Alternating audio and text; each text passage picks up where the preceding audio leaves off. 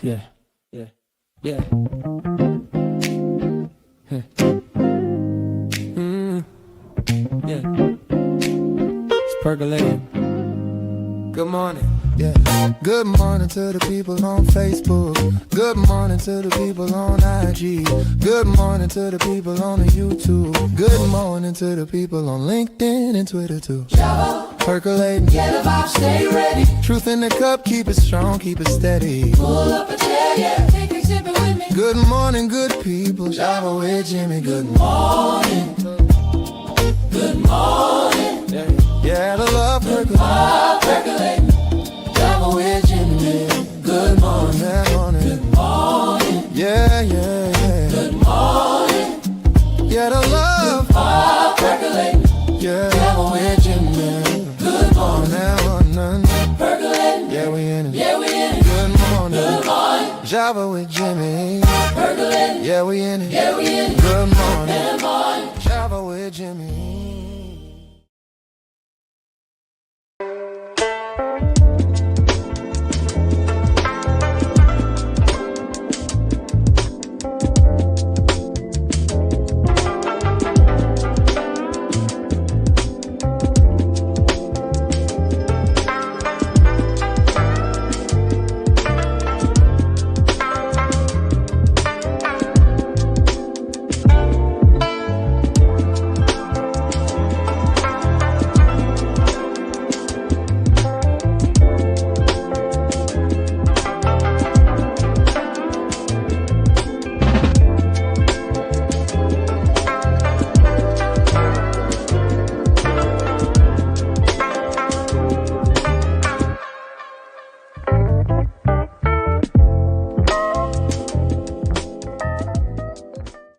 Morning.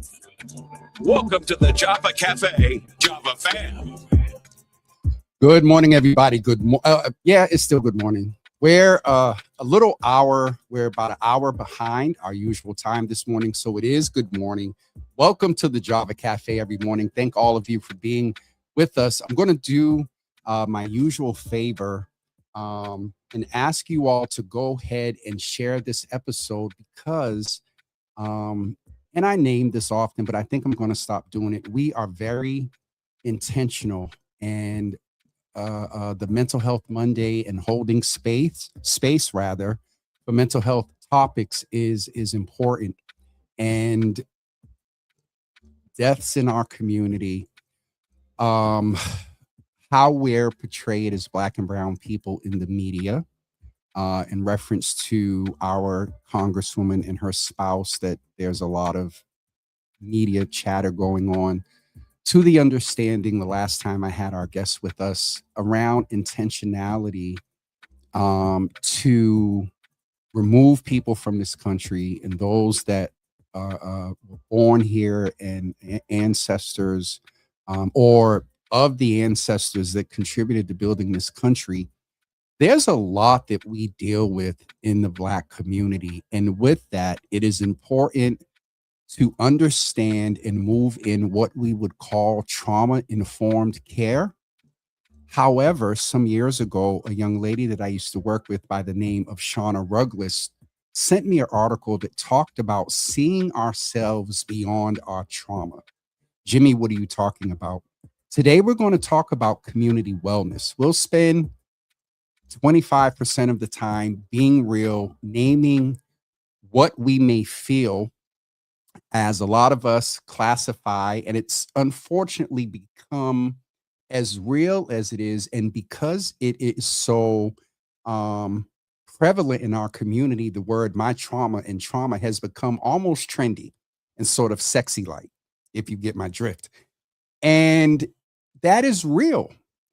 However, if we don't begin to see ourselves beyond what we've dealt with, making decisions to deal with everything that has come our way, I don't know if we will be better as individuals and as a community. And so today I'm going to ask you to be sure it's a different time for those of you that know some folks take lunch early, tag them, and let's have another conversation with Dr. Ronke Pederson, who has been with us since 2021, I believe, talking about mental health, our Black experience in that space. But today we're going to be sure to talk about what community wellness looks like. How do we balance everything that I just said? How do we care for community and what's going on in the world, but then also not re-trigger and cause ourselves to be again overwhelmed either through media, all types of media. So anyway, without further ado, I'm going to bring in Dr. Ronke, who is not a stranger at all to the Java Cafe. This is your seventh, eighth time. I don't know. I stopped counting. I stopped counting too because I just feel like a part of the family. So you are absolutely part of the family. And so with that, Dr. Ronke, say good morning to the folks. You know the routine. You're a vet here. And I would ask you to begin, based on all the commentary I just gave and our couple of emails, how would you describe our state of mental health as a community presently in one word? Good morning and welcome back. Good morning. So good to be here. Whether you're watching live or you're watching later, I just want to say thank you to all those who are listening and interested, because I think part of our wellness is having some engagement and interest in trying to understand where we are as a community. I think in one word, when I think about this question of how I would describe our mental health as a community, as Black people in this country, in the US specifically, I think exhausted is the word that comes to mind. But I also want to, somewhat go back a second and preface that by that does not mean we're exempt from joy or any of the other positive feelings. But I do think that there's a kind of exhaustion that is present, and with that there is this need and desire to address that exhaustion, and I think we'll get more into that as we go along. Absolutely. And it is interesting that word exhausted comes up, because I used it in the last couple of days in a text thing. I'm like, I'm exhausted. And two parts there, and it's even more context to today's intentionality. I was exhausted, but it was more not so much around the work, but just the other things, the stuff, because, I move, some politics and advocacy. But yes, the other part you said was being exhausted doesn't take away from our right to our ability and access to Black joy. And Dr. Ronke, that is sort of what I want to talk about today. That I want to help the community see ourselves beyond the very real trauma that exhausts us. And so, if I may ask, can we just for a couple of seconds, let's just name what we're dealing with from your perspective. What are we dealing with? Let's name it, and then let's talk about, with intentionality, how we deal with it, so we as individuals and a community, though exhausted, tap into our Black joy and be intentional about remaining well. Absolutely.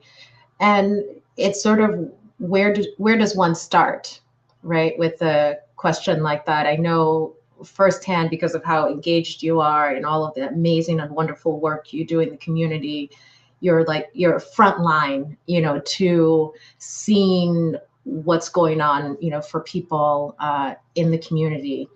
I think one of the things that I try to be very aware of if I think as an individual, as a Black woman, with 5 children, raising them in this current cultural context, I want to use that narrative of my role as a Black mother, in this current cultural context, because I think of 3 Black boys and 2 Black girls. And I think part of using that narrative, that firsthand narrative, is because it intersects with different layers at the local, state, and federal level, because we have our individual experience of what's going on for us in our households.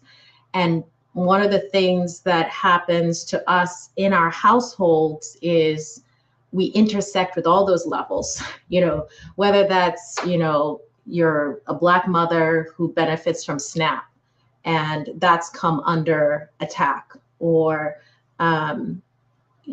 we have scenarios where there's less focus on police brutality, and that has real impact for our sense of safety when we leave the home.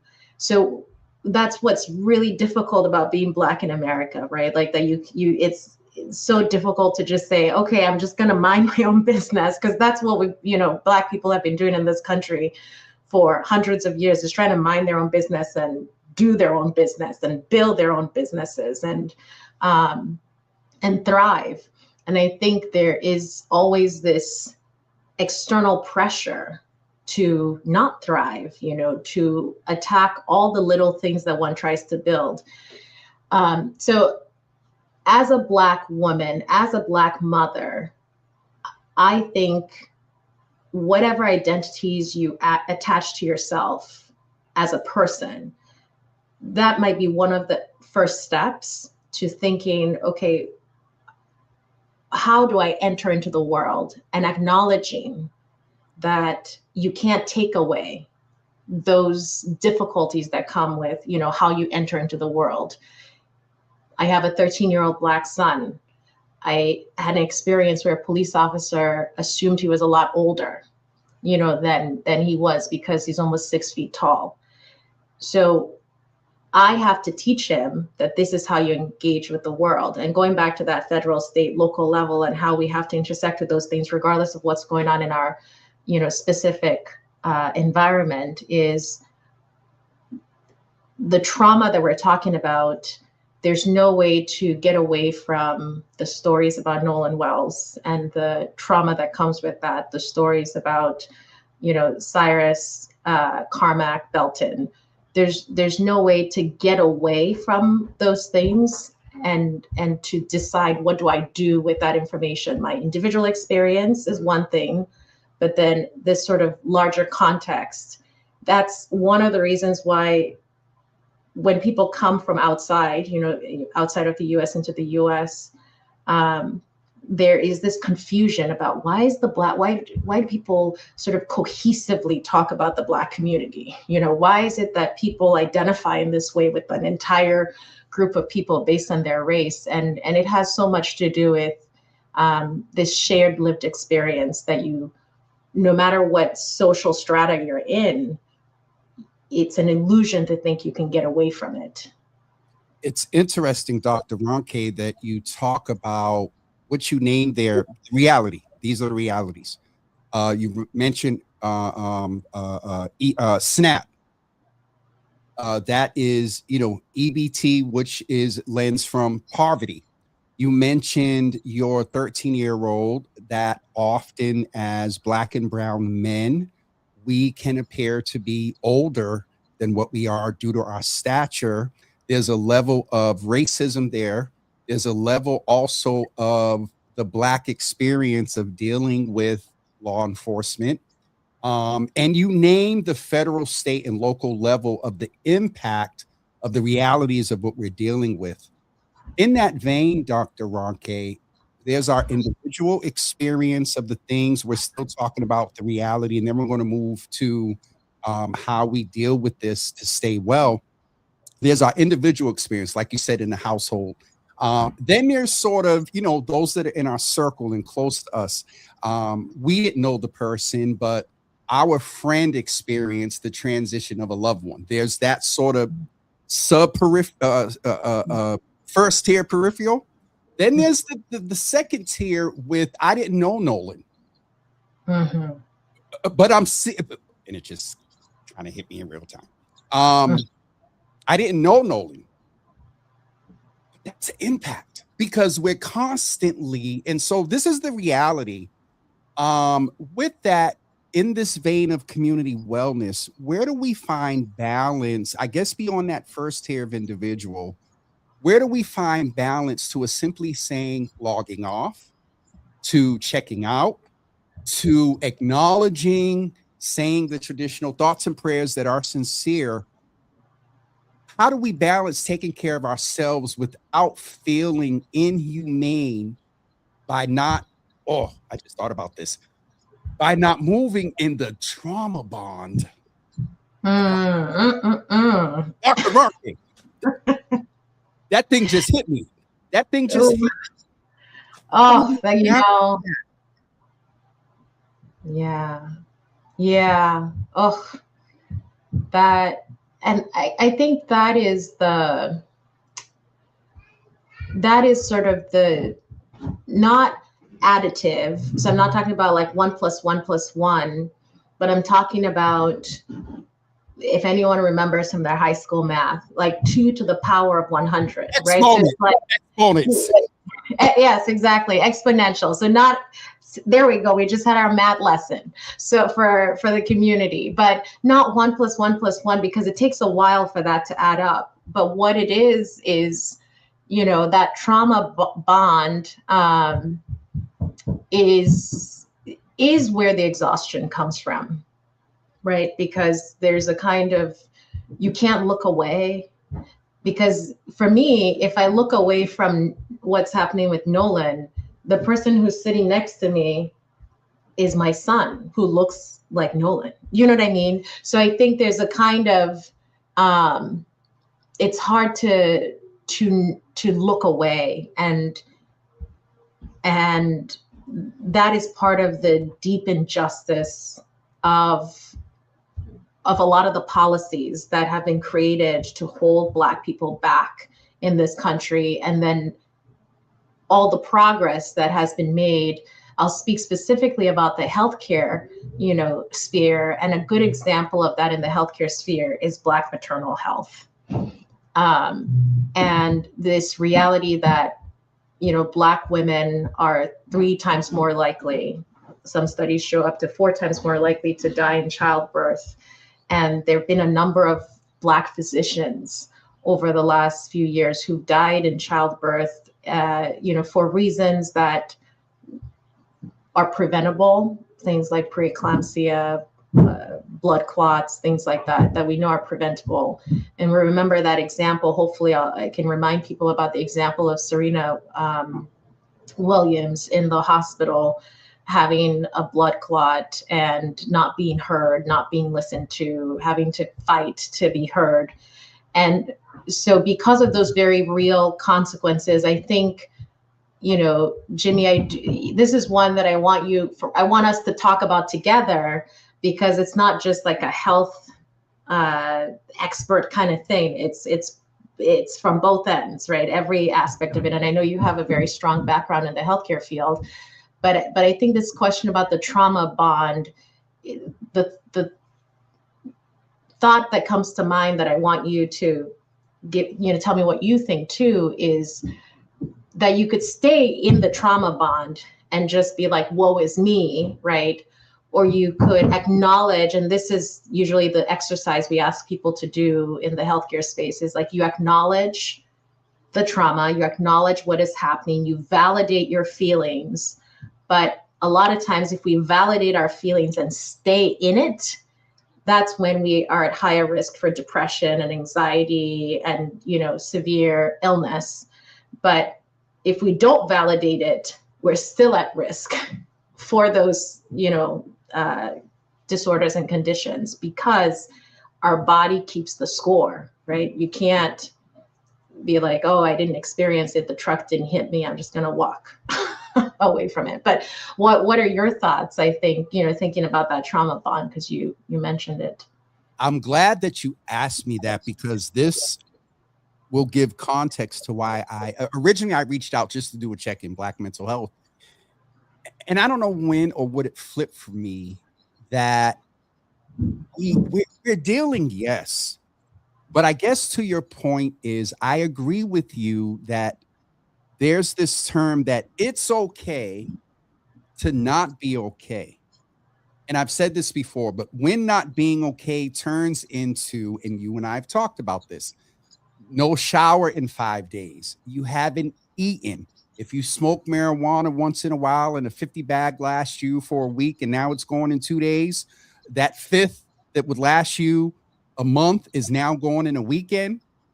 That's where you didn't use the term, but what I would refer to as like the sunken place of a real reality. And Dr. Ronke, that's why I wanted to talk today to, yes, be real. You said it's a clinical practice. My boy defines it as you sit with it. You sit with it. Oh, I just thought about this. But don't get in bed with it. And no. When I say don't get in bed, don't lay with it. Don't lay with it, because then you may become a little bit paralyzed. It may be harder for you to get up. If you sit, you might be able to hear my, what's the word? Illustration here.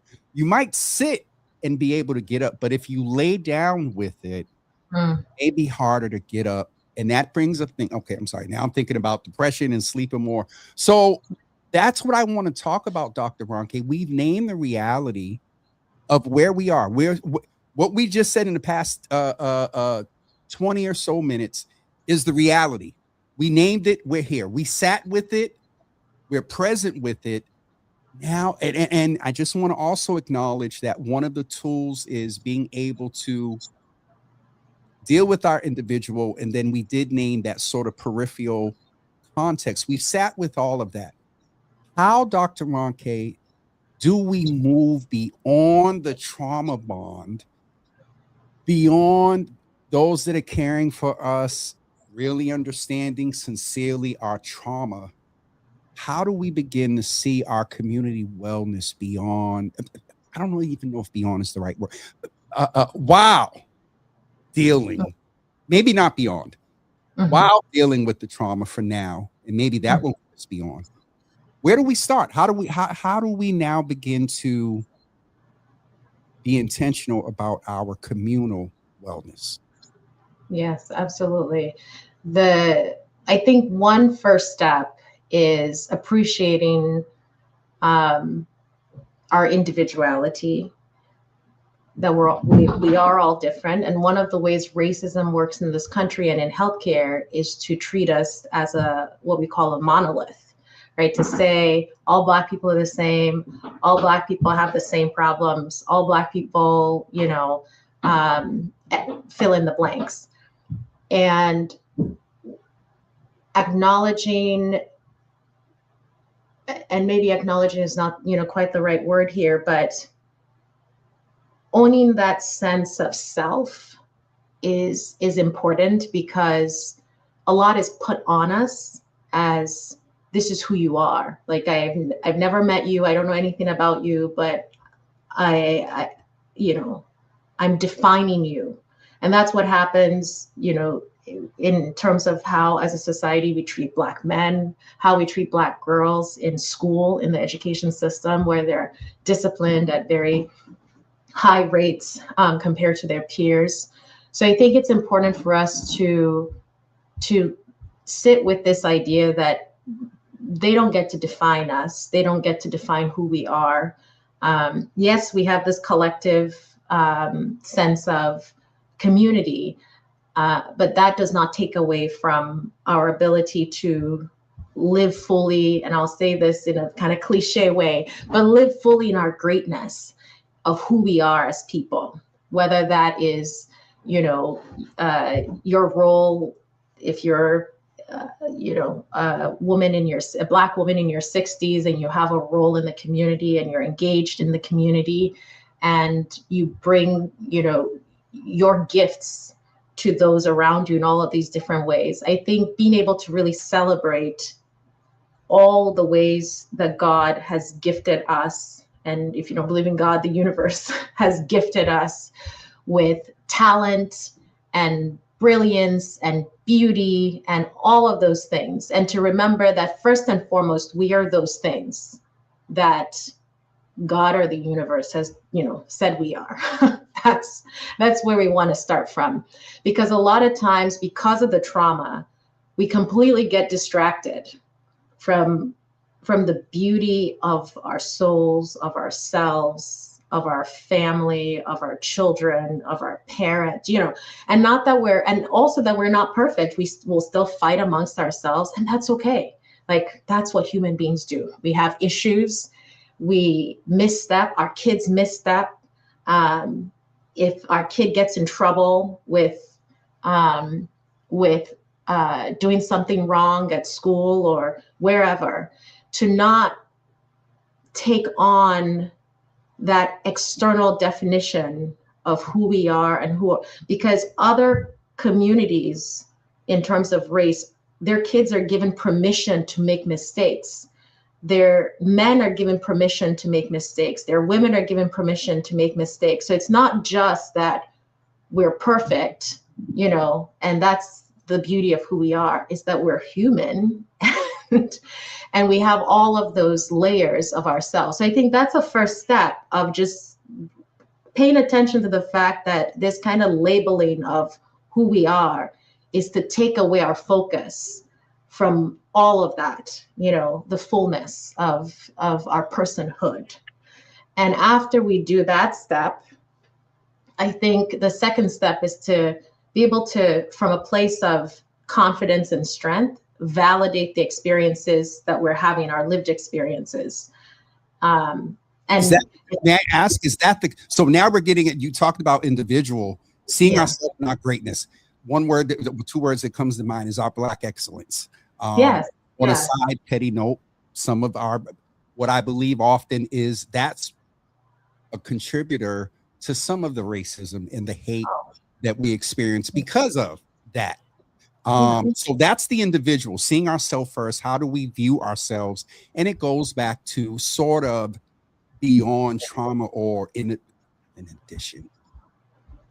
You know what I'm saying? Independent of, right? Independent of the trauma, right? Yes. What? Okay. Let me ask one sidebar question here. Based on what we know about the body keeps support, we've talked about the ancestral DNA of our trauma, trauma rather. I want to ask this in this context, but do we ever get to a point of being okay?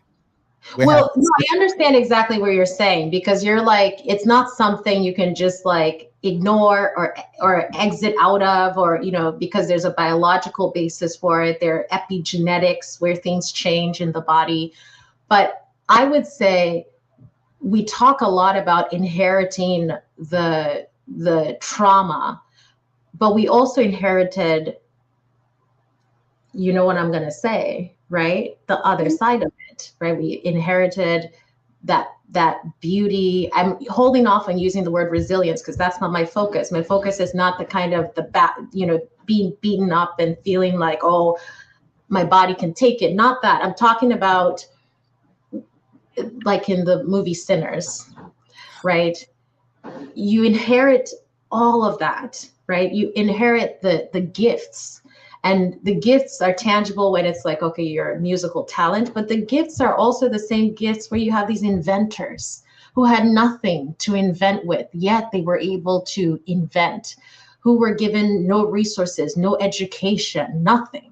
And out of nothing, they created something. You inherited that too, So I thank you for that individualism and a little bit sidebar of a little in real time. A couple of my viewers that understand clinical spaces, I know they're going to text me and say, we saw those light bulb moments that you had, Jimmy, in real time. Okay. You were getting ready to say that in addition to appreciating, understanding all of our greatness, our individual selves, our experience, you were getting ready to go into communal about validating.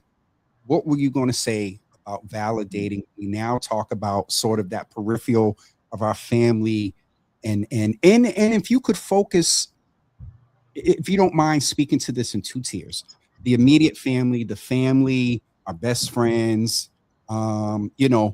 There's that when we experience their stuff, and I want to save community sort of for the larger, what we see in media, our identification with all of those who have been taken from us, like that, if you don't mind. Yeah, Absolutely.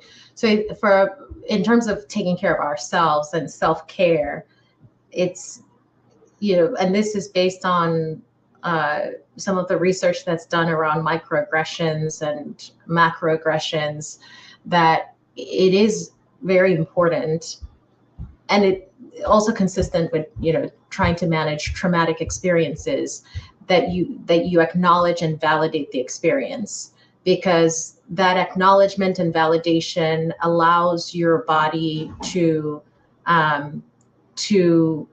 it's like having a wound, right? And no matter what you do, unless you acknowledge that the wound is there, there's not really a way to care for that wound. And sometimes it's a bruise, sometimes it's a deep wound, sometimes it's a wound that seems to be opened over and over again. But regardless of where we're at with those experiences, whether as individuals or by proxy through family members or friends or people directly connected to us, there is this, need to first validate it and say, okay, I just had this experience, and this is what it was. Because sometimes it's happening and we're just experiencing our, joy over here. And we're like, wait, what just happened?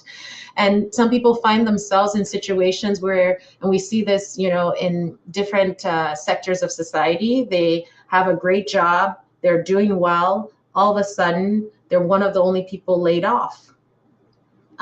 We have scenarios where people experience things where if they're a Black man in a high position or a Black woman in a high position, they're told, oh, you're aggressive, because they're just being a leader. So I think those are very individual, experiences that there are some of us who would say things, oh, no, it wasn't about race. You know what I mean? And so it's important. You're like, I don't know those people. But it is important to say, okay, this is what's happening. This thing that this person said, instead of giving me an annual review saying, you're doing really well, you're a leader, and they're saying, well, you need to calm down. You need to relax, those types of things. And you don't need to be so passionate, right?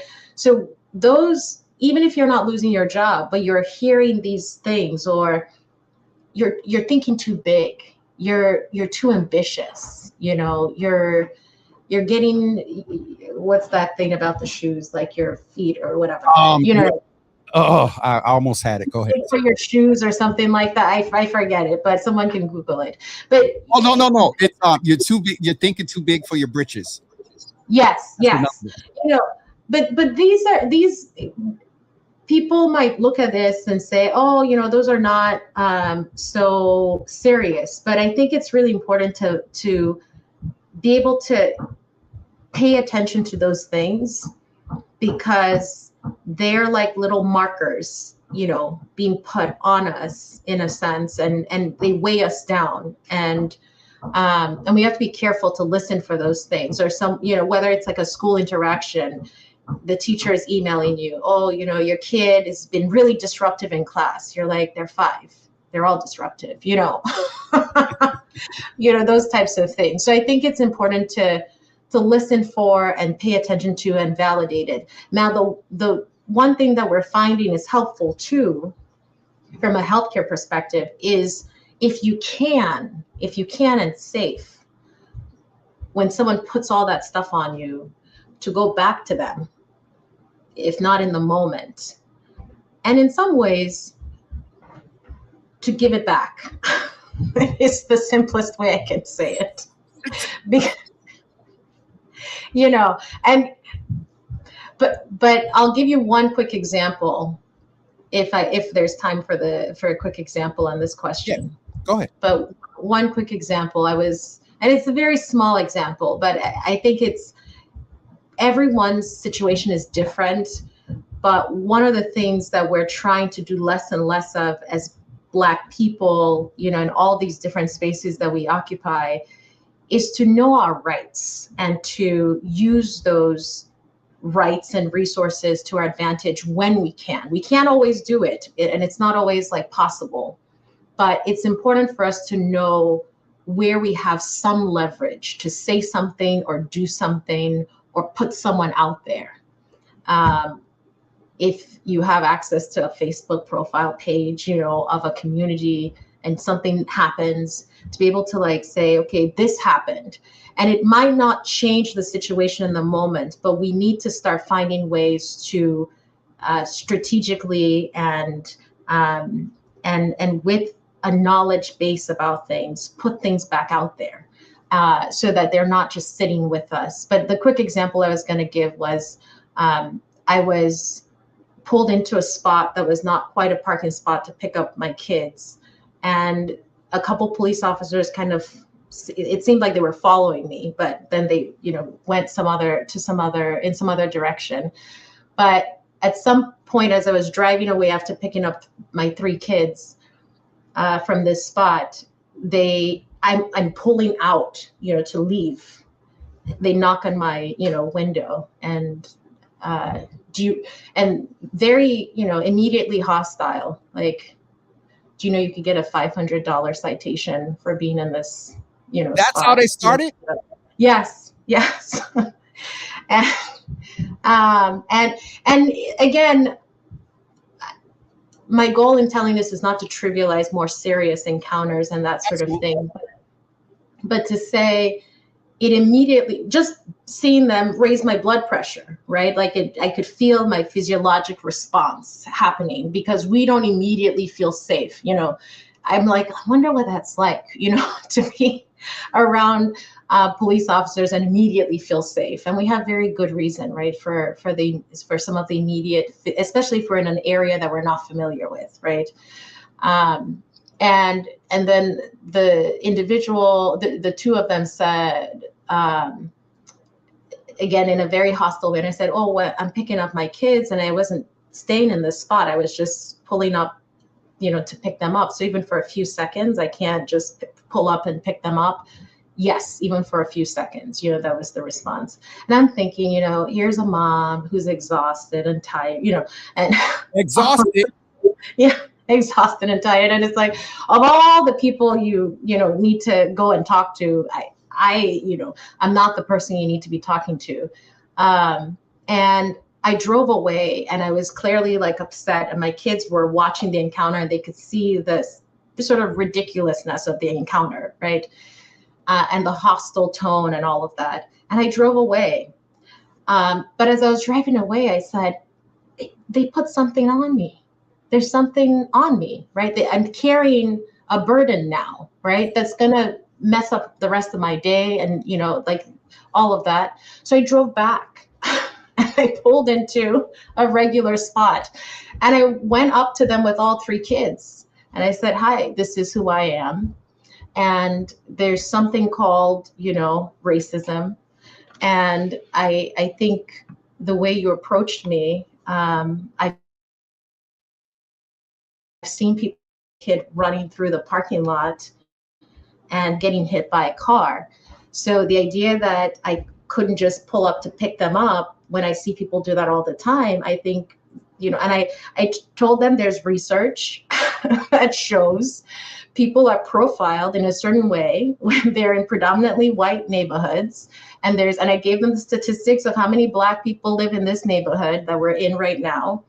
And that it's important for them to be aware of that, and that it's important for the kids, to also feel safe. And I asked them to guess the age of my older son, and they guessed he was older. And I said, no, he's not, but you might see him around. So, and I said, I'm sure the 2 of you got in trouble as kids. That's maybe why you chose your profession. And again, take that with a grain of salt. I was just, I was a little hot and heavy at that point. But I did that because, one, I wanted to show my kids, and I wasn't hostile towards them or anything. I use, because I use facts, right? Because this is part of what I do and study. But I also wanted them to remember that the next time they see a Black woman sitting in a car, it's going to be a longer conversation. And what they assume, which is that we are disempowered, is an incorrect assumption. So in that moment, I had the opportunity to go back and to try to like shed some of it. It wasn't perfect. It doesn't mean that it didn't affect me still, but if there are opportunities for us to do that, to phone a friend, to say, hey, I'm having this, this situation. How do you think I should respond? Can you look over this email that I want to write back to this person? Or the teacher has done X, Y, and Z with my kid, and I'm worried about my kid. Is there someone who I can talk to about it? I think we should do what we can, to be part of community organizations where you can interact with people who can kind of, who can give you some feedback and say, oh, that's not right. They shouldn't treat your kid like that. Do you know what I mean? So I think that's where we go from validate the feelings, acknowledge that they're there. And some studies have now shown if we can, we should go back if it's safe. I keep saying if it's safe, right? It was an open afternoon, lots of people around, I had the kids with me. And of course that by itself doesn't necessarily mean it's safe, but I wouldn't have continued if I got a sense of danger, right? Because it's not worth it. But if you can, go back and see if you can shed some of that back to the person, who's putting it on you. I believe, Dr. Ronke, the example that you just gave was great because there's the individual impact, there's the community impact for the next Black woman that they may see. You told them they were going to have a longer conversation, which means that now the next time you did social construction, the next time they interact with a Black woman in society, their engagement with them from that point forward has now been reconstructed. Whether they want to admit it, whether they 100% do a 180 or not. But you also, and we don't have as much time to get into this, but law enforcement, and we mentioned Nolan and many other countless names. There's that first tier of your community, your children, your family. There was the world tier too of dealing with law enforcement. And I'm going somewhere with this. In what we see in media, in saying Nolan's name, in saying back to Trayvon, in saying, to switch it a little bit, the persecution and the interesting way the local, some local, yes, mainstream media is naming an incident where someone lost their life, but they're plastering all over their media who the owner of the property is, presumably because of her and her spouse's advocacy around a lot of the things that we talk about that are issues: poverty, women's rights, Black rights, equity. Those are world issues by which we don't go untouched. Would you apply this? I like how you said shedding. You go back when it's safe. Would you apply those sort of same? We can't go to DC. We can't go to where Nola was from. But I heard action and activity in a process of making our community well. Am I correct?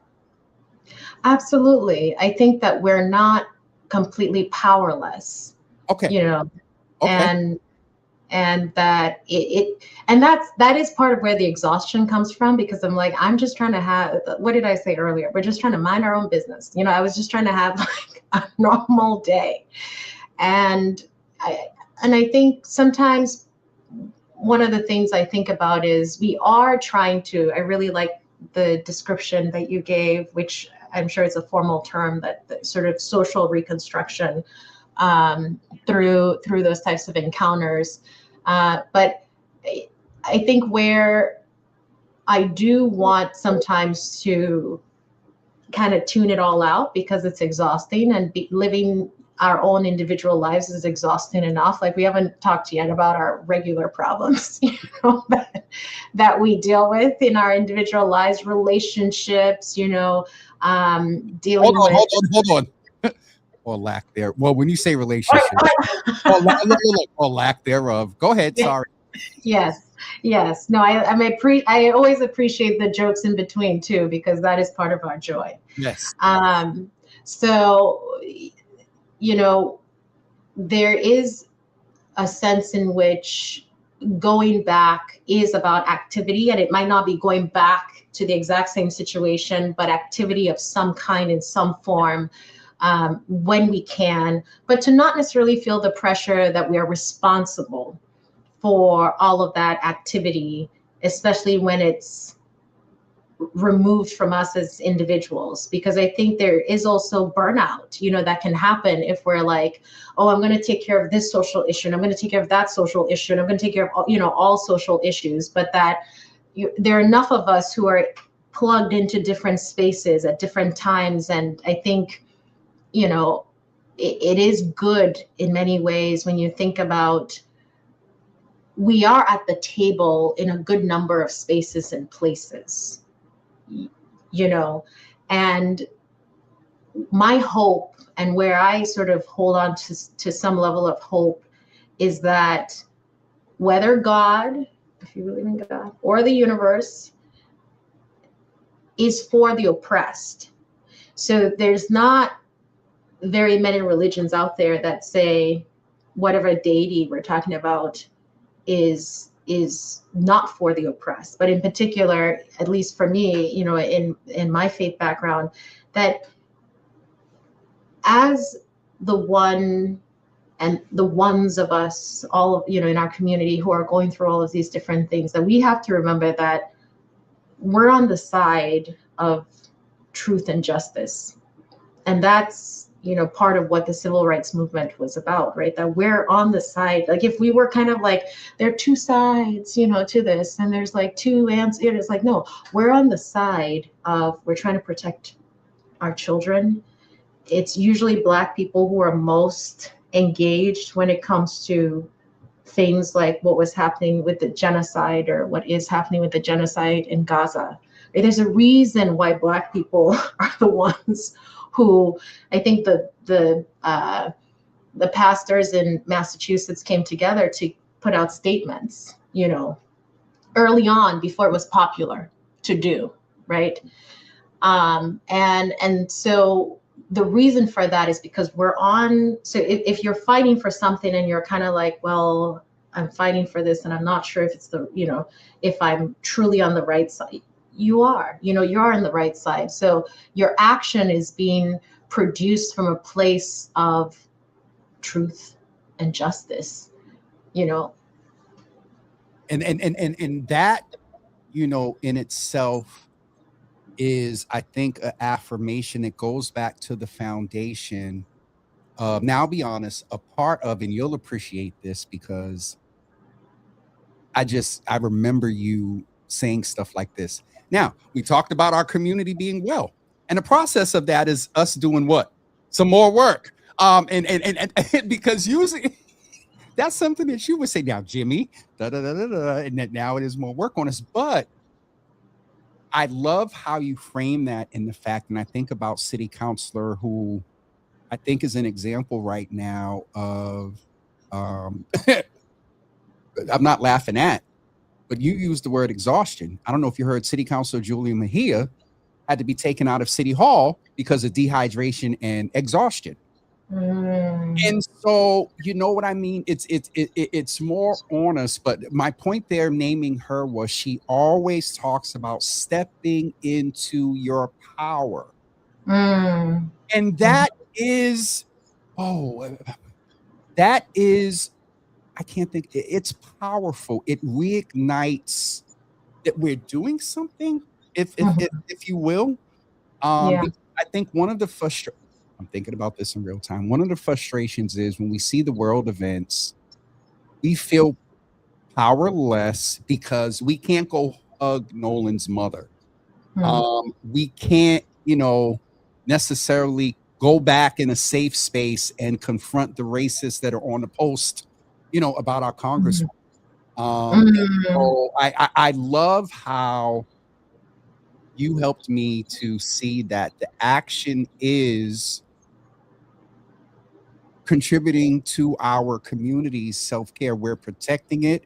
we're being powerful, and we are also satisfying because it's, oh God, as Black people, it's innate in us to help.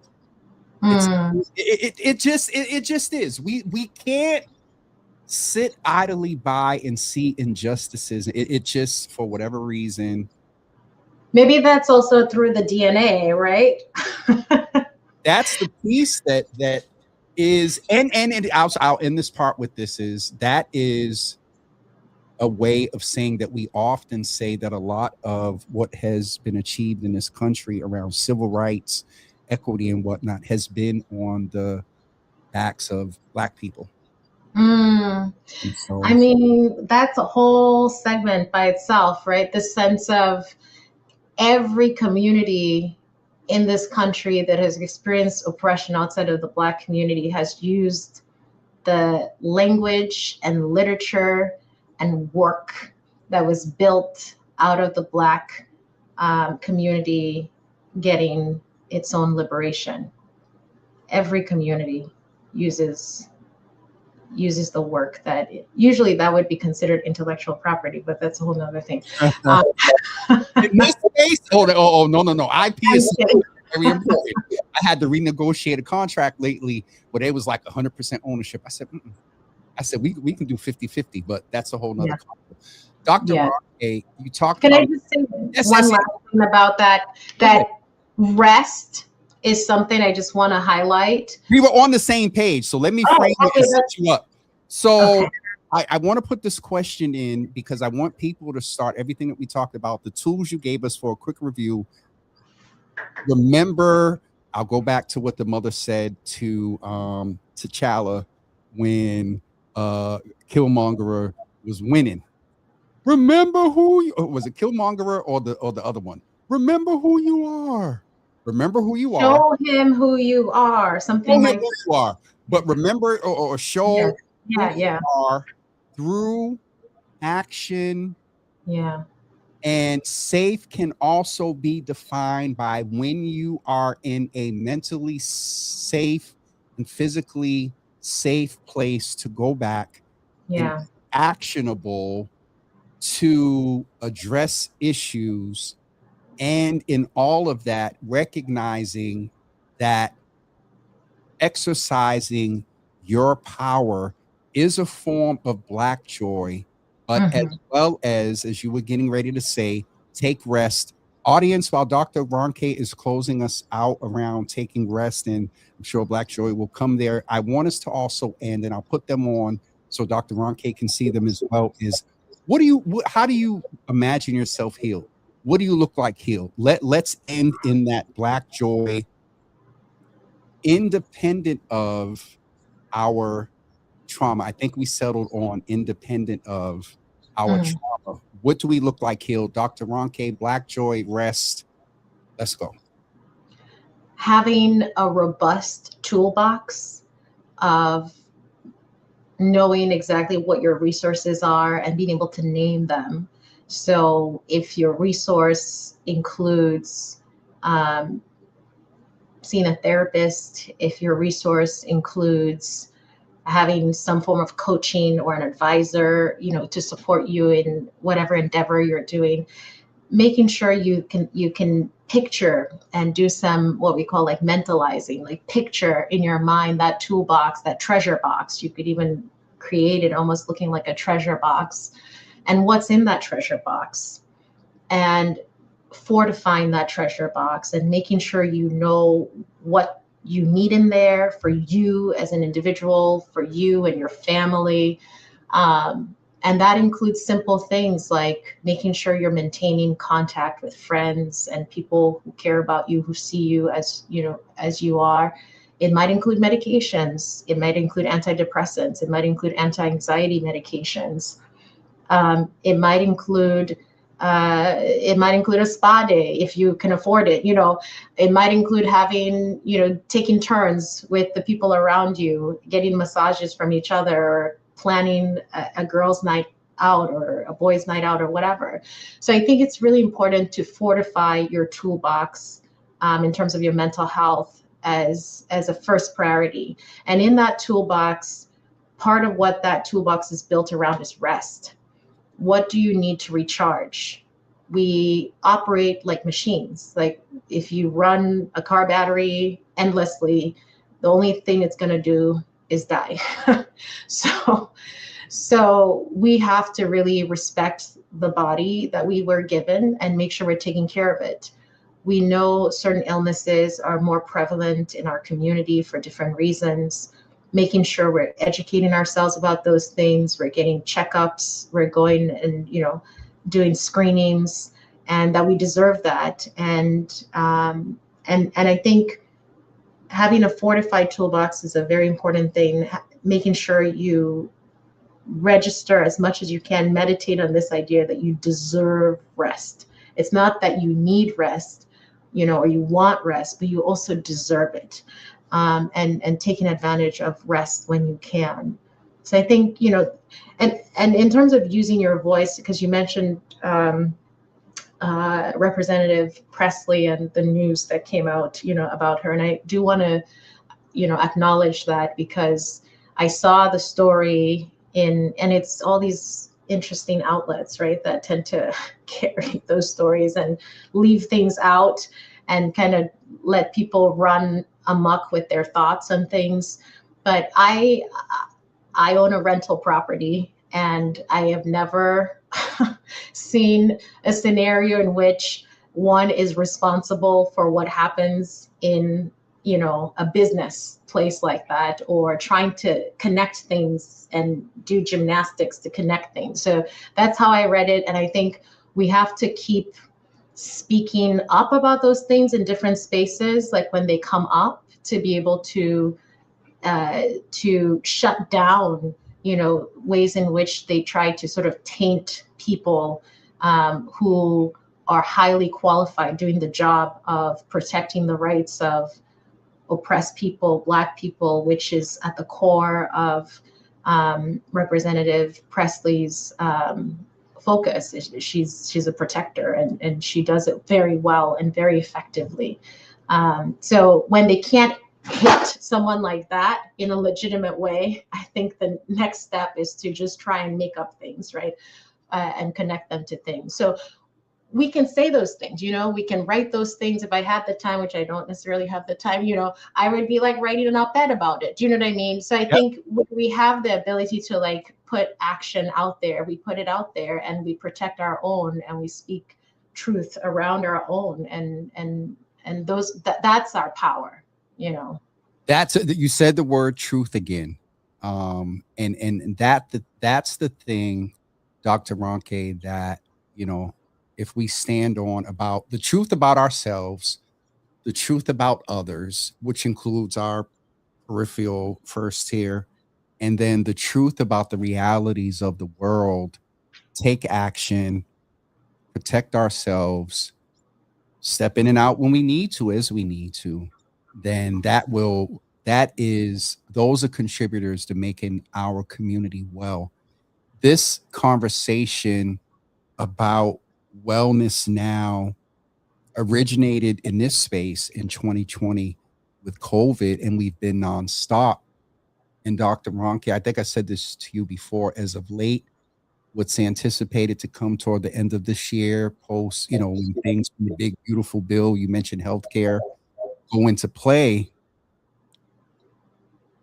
the more buffering and proactive Black joy, intentionality, being healthy, fruits and vegetables, water, getting your colonoscopy,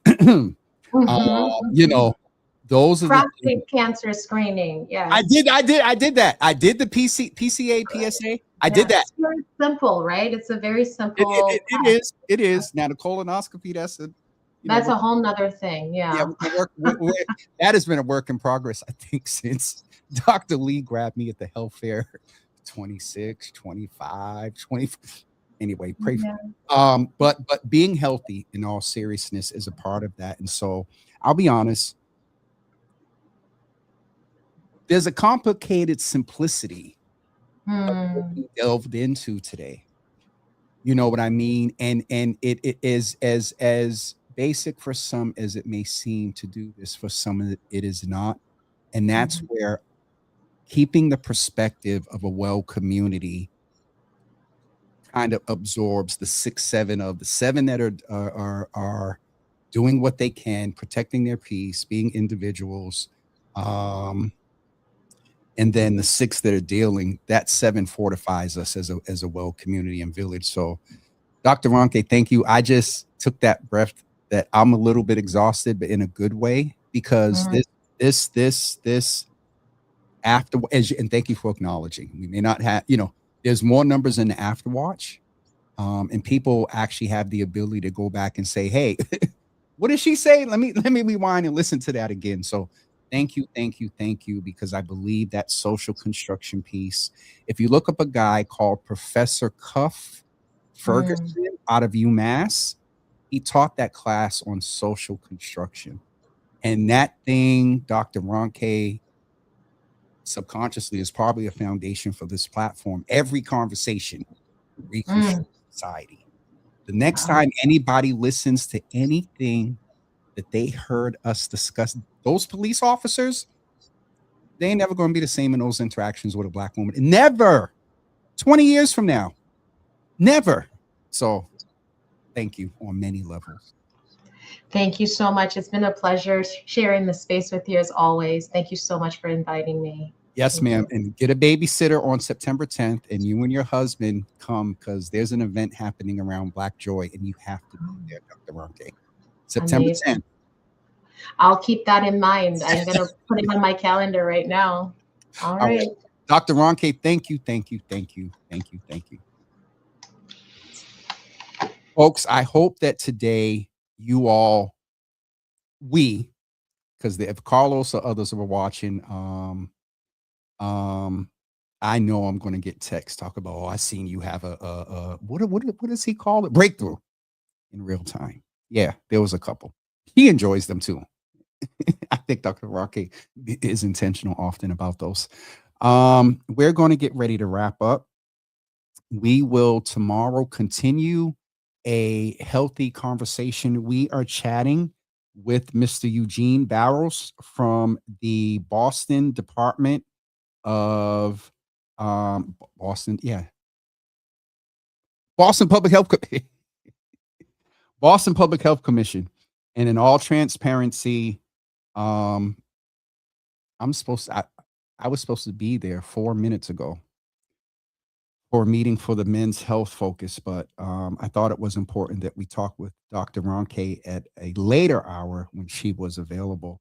Let me just get what we're discussing with Mr. Barrows tomorrow from the Boston Public Health Commission for the 3rd Tuesday of the month here in July.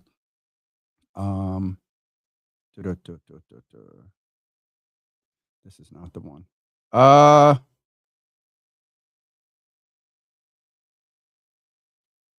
Here it goes.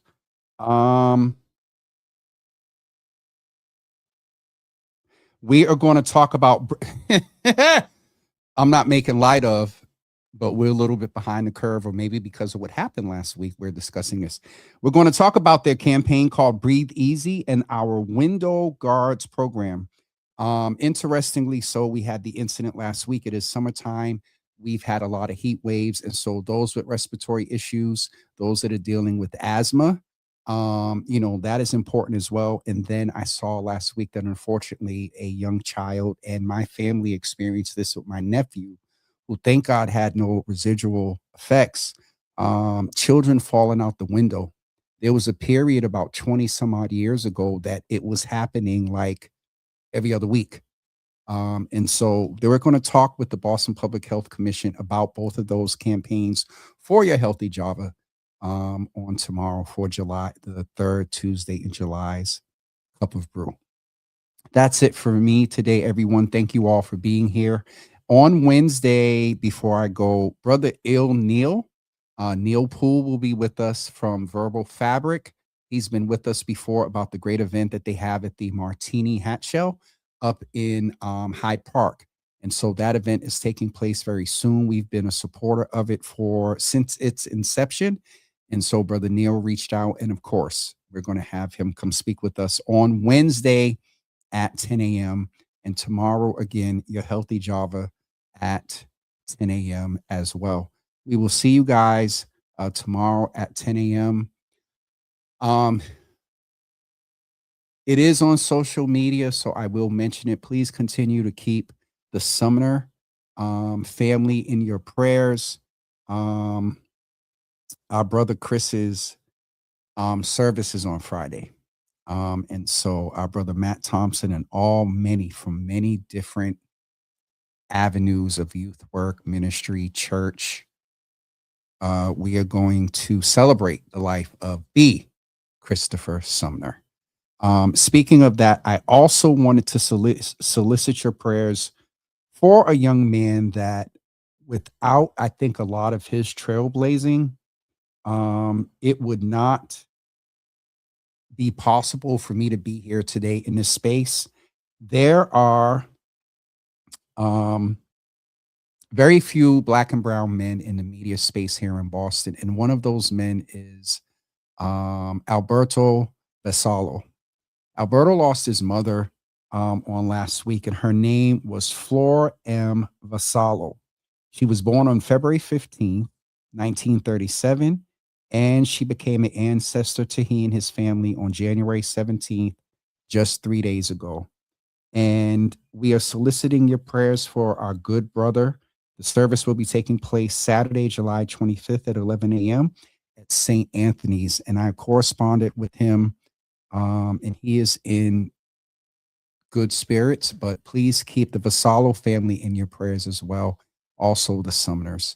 All right, folks, thank you for being here, and we'll see you tomorrow morning at 10 a.m. with Boston Public Health Commission.